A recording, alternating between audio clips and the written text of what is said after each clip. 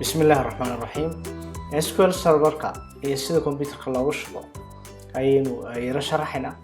Marka waxaanu ka bilaabaynaa before everything inaynu installation-ka intaynaan bilaabin inaynu check garayno waxa la yiraahdo .NET framework. As you can see, .NET framework waa muhiim inaynu check garayna. Installationiska qaar baan inuu ogolaanaynin inaynu kushubno computerka hadaynu ku jirin .NET framework 3.5. So Windows 10 haddaad isticmaalto, Windows 7 by default uu ku shuban yahay, so Windows 7 will not have a problem. Marka to check it waxaad tagaysaan control panel, go to control panel, kadib waxaad tagtaan programs. In the programs waxa ka hooseeya uninstall program, uninstall a program. So click that. On the top left side waxaad ka helaysaa dhinaca bidix ee qaybta u sarreysa turn on Windows features on or off baa ku taala, buttonka ku dhufta. Okay, box here by Neumann. This dialog box will appear. Dialog box kani haddii uu .NET framework 3.5 ba u sarreeya waxyaabaha aad ku soo dari karto computerka. Marka .NET framework 3.5 hadduu tick saaran tahay, that's fine, kugu shubay. Windows 10 ka qaar ba markaad ku shubtid ku shubanayo, I don't know, programska qaar ba malaha ku shubtaa mise Windows 10 qaarna wuu ku shub automatically, you will find it installed. Qaarkoodna not automatically uninstalled, they need installation. So tick ta haddaad ka weydid hadduu sidaa u madoobayn, then that means kuma jiro. Marka tick baad saaraysaa just like this one, .NET framework 3.5 but tick sorry, then you will click OK. Installation-ka markaasoo bilaabaya, installation-ka markaasoo bilaabaya. So that's the first step that you should check before you install SQL Server, so that si aadan hadhow ugu soo noqon cilad bay gashay taasaan ayaan usoo maray step. The next step is inaad install garaysid SQL Server. SQL Server version kasta uu noqonaya kasoo bilow 2008, 2012, 2014, 16, 17, 19. All of these SQL Server versions are okay. You can install them. The only one that's not allowed is SQL Server 2005, SQL Server 2000 and before. And ma aqbalayno, lakin 8 wixii ka bilowda it's fine. It's fine, okay? So let me show you one of these installations. This is SQL Server 2019. waqti hore soo download garay, in fact mid dambo soo baxay markii u horreysay soo baxay ay kan ahayd, like December 18, 2018. That was release-kii ugu horreeyay la soo daayay. So actually we jira, lakin for the sake 19-kii ugu jirin baa laga yaabaa. waxaan isticmaalaa 16, 17, I don't know. So go to installation, dialog box kan idin iman, installation ka tagaysaa, then new SQL Server standalone installation baynu sameynayna. Click that one, specify evaluation or developer express. saddexdaniba waa free, okay? saddexdaniba waa free, okay? So these are the free editions. There is another other editions like enterprise edition, professional edition. So these editions are not free. Evaluation, developer express or developer edition ba ku shubayna. That's a full version of SQL Server. Express edition is like features ka inta badan inuu baahan uu ku jiraan, isagana isticmaali kartaan. For now, developer edition ku shubanaya, and I'll show you how to do that installation.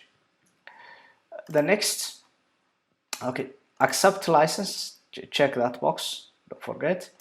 Next, use Microsoft Update to check hadduu tick sare and check ku samee, so that waqtigu kaa qaadantay wuxuu tagaya internetka update buu check garaynay. So to avoid si unan waqti kaaga cunin, next and check ku samee. Next, so maxaa la yidhahdaa SQL serverka qaar baa CT garaynaya marka anti ku samee. Okay, it says Windows firewall baa laga yaabaa inuu xidido next. haddaan waxa cilad kale jirin, it's just simply warning. This is the most important perhaps. qaybta ugu muhiimsan ee u baahantiin inaad ogaataan xaggan usoo galay waa intan. SQL serverku uu ballaaran yahay, maxaan uga baahanahay? Yes, waxaan uga baahanahay mainly laba shay baan uga baahanahay. Okay, we don't need analysis services, we don't need reporting services, we need only engine service. SQL server engine service kan u baahanahay. That's all. qaybaha engine-ka sabka usii ah waxbaa tii garaynayna, just continue. qaybta kalena u baahanahay waxa weeyaan SQL server management tools, and I doubt 2019 does not give us the option to select SQL server management. Okay, well, let's continue then. Markaan check garaynay management hadduu halka ku jiri lahaa, of course 2000 other versions uu ku jiraa, full versionska waxa laga yaabaa inuu raaciyo automatically. So let's continue. Next, all right, so then this is another important instance configuration. Instance waxa weeyaan markaad ku shubtidba server baa ku shubmaya, mar labaad baad ku shubi kartaa. So markii aad ku shubtidba instance baynu odhanaynaa. So instance-gan ku shubitaankan imika maxaynu bixinaynaa? marka waxa la yidhaha magaca default yaa jira. If you check here and say default instance ku shub, horta intaynan instance ku shubin kuwa already computerka ku jira magacyadu waa kuwan.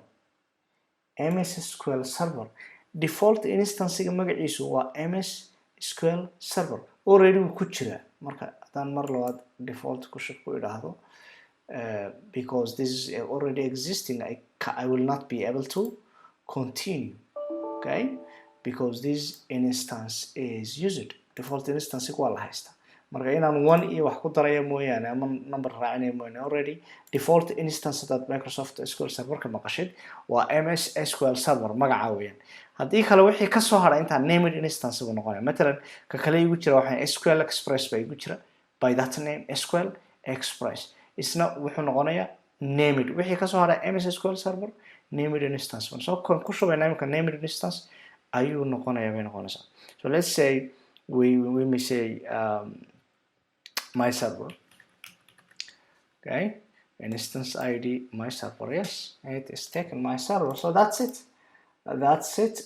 magaca doontada la baxaysa, but remember that name and I will show you how to fetch it. meesha laga soo helayo haddii inuu kugu jiro iyo magaca kugu jira, that magacaas waa muhiim. hadhow connection markaynu connect garaynayno magacaas waa muhiim inaynu magaca computerka inoogu jiro naqaano.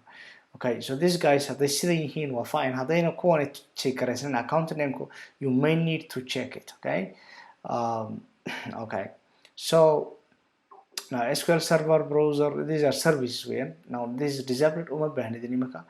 SQL Server agent manual, SQL Server database engine should be automatic. waa inuu noqdo that waxa weeyaan xilliga computerku soo istaarmo isagana ma la soo kiciyaa oo isagana ma la istaaraa weeyaan. so engine-ka automatically waa loo istaaro. self server agent-gaas oo kale manual markaan u baahdana istaaraya tiri, and SQL Server browser kana gabi ahaan uma baahniba markaan doono, laakiin enable baan ka dhigi karaa gudaha markaynu galno waa enable garayn karaa. so I'm not going to talk SQL Server browser ku waxa qabta iyo agent ku waxa qabtaan, way ka baxsanta casharkeenu maanta. laakiin casharkeenu waxa weeyaan SQL Server database engine. this is the core engine that operates the DBMS. DBMS ka waxa ka shaqeysiinaya waa database engine-ka weyn. kuwan kale waa peripheral services, waa services soo raaca oo dhinacyada isaga caawiya, waxyaabo kala duwan bay qabtaan. so database engine ka qabsada automatically waa inuu halkaas automatic noqoto and it is of course way tahay laakiin haddii halkani ayna doornayn baa laga yaabaa inaad u dooratid macnaheedu services ku jooga Entity Authority Network or SQL Server. All right, so next, and then this is another step oo aad muhiim u ah. waxaan u soo galay installation-ka in aan ka sharaxo meelahan SQL Server markaad joogtaan ayaad isweydiin kartaan what is this authentication mode.